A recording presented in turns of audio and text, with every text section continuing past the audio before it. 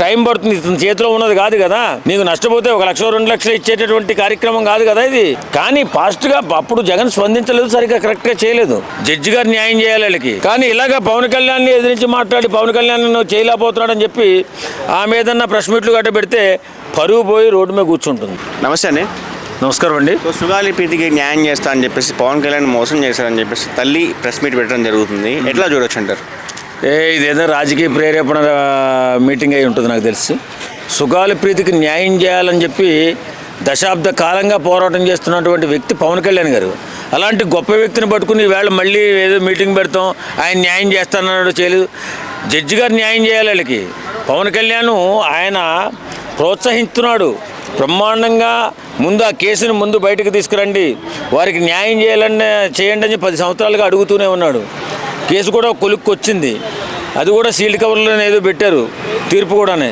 ఈలోపు పవన్ కళ్యాణ్ ఏదో తక్కువ చేసి చూపించాలని, పవన్ కళ్యాణ్ ఏదో ఇచ్చిన మాట తప్పుతాడని చెప్పాలని ఈ వైసీపీ ఆడుతున్నటువంటి ఈ కుంచెత్తు ఈ నాటకాలు ఎవడు నమ్మడు. ఎందుకంటే పవన్ కళ్యాణ్ నిబద్ధత గురించి తెలిసినోడు కానీ, పవన్ కళ్యాణ్ నిజాయితీ గురించి తెలిసినోడు కానీ ఎవడు కూడా ఇలా మాట్లాడు. ఈ వైసీపీ నీచ సంస్కృతి కలిగినటువంటి ఈ నాయకులు మాత్రమే ఇలాంటి అనవసరమైన అపవాదులు పవన్ కళ్యాణ్ గారి మీద వేసి వాళ్ళు ఏదో పబ్బం గడుపుకుంటూ ఉంటారు. సుగాలి ప్రీతి వాళ్ళ తల్లి స్వయంగా వచ్చి ప్రెస్ మీట్ పెట్టి పవన్ కళ్యాణ్ని కొన్ని మాట్లాడడం జరుగుతుంది. అంటే న్యాయం చేస్తా అని చెప్పి చేయలేదని చెప్పేసి బ్యాక్గ్రౌండ్ ఎవరు ఉన్నారనొచ్చు, సింగిల్గా వచ్చిందనొచ్చు. బ్యాక్గ్రౌండ్ ఉండే ఉంటారు, లేకపోతే పవన్ కళ్యాణ్ తాలూకు మంచితనం గురించి తెలిసి కూడా సుగాలి ప్రీతి తల్లి మాట్లాడిందంటే ఆమె పట్ల ఇప్పటివరకు మాకు చాలా అభిమానం ఉంది. చాలా ఆమె నష్టపోయింది, బిడ్డను పోగొట్టుకుందని చెప్పి జాలి ఉంది, దయా ఉంది. కానీ ఇలాగ పవన్ కళ్యాణ్ని ఎదిరించి మాట్లాడి పవన్ కళ్యాణ్ చేయలేకపోతున్నాడని చెప్పి ఆమె ఏదన్నా ప్రెస్ మీట్లు గట్ట పెడితే పరువు పోయి రోడ్డు మీద కూర్చుంటుంది.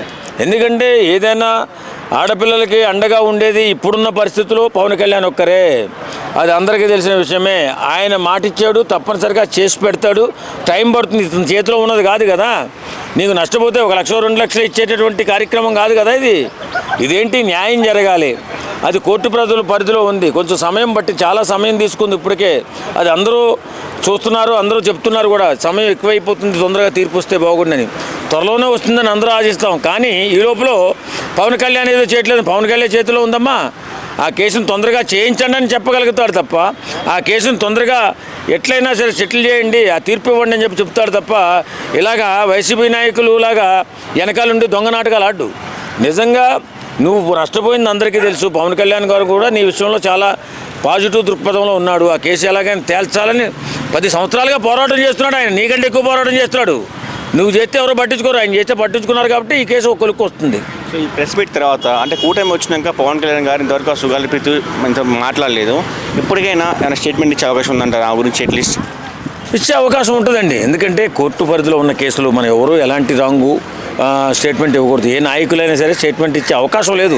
తెలియక మాట్లాడుతున్నారు, తెలిసి మాట్లాడుతున్నారు తెలియదు. కానీ ఒక కేసు కోర్టు పరిధిలో ఉన్నప్పుడు ఒక ముఖ్యమంత్రి, ఒక ఉప ముఖ్యమంత్రి వచ్చి దాని మీద స్టేట్మెంట్ ఇవ్వరు. కేసు జరుగుతుందమ్మా, త్వరలోనే నీకు న్యాయం జరుగుతుందని చెప్పగలుగుతారు తప్ప ఇలా వచ్చేసింది రేపే అయిపోతుందని చెప్పడానికి ఇదేనా చేసుకునే వంట? అంటే వాళ్ళేం చెప్తారంటే జగన్ హయాంలో కూడా కోర్టులోనే ఉంది కేసు, అప్పుడు కూడా ఇలాగ డీలే అవుతుంది, జగన్ చేతులు ఏం లేదు, జగన్ ఎందుకు విమర్శించారు అని మాట్లాడదు. ఇప్పుడు రాజకీయాలుగా ఉన్నప్పుడు విమర్శ అనేది వస్తూ ఉంటుంది. కానీ ఫాస్ట్గా అప్పుడు జగన్ స్పందించలేదు, సరిగ్గా కరెక్ట్గా చేయలేదు. వీళ్ళు వచ్చిన తర్వాత గట్టిగానే ప్రయత్నం చేస్తున్నారు. ఒక కేసు కూడా కొలుక్కు వచ్చేసింది, అది త్వరలోనే బయటపడుతుందని ఆశిస్తున్నాం. ఫైనల్గా ఒక మాటలు ఏం చెప్తారు?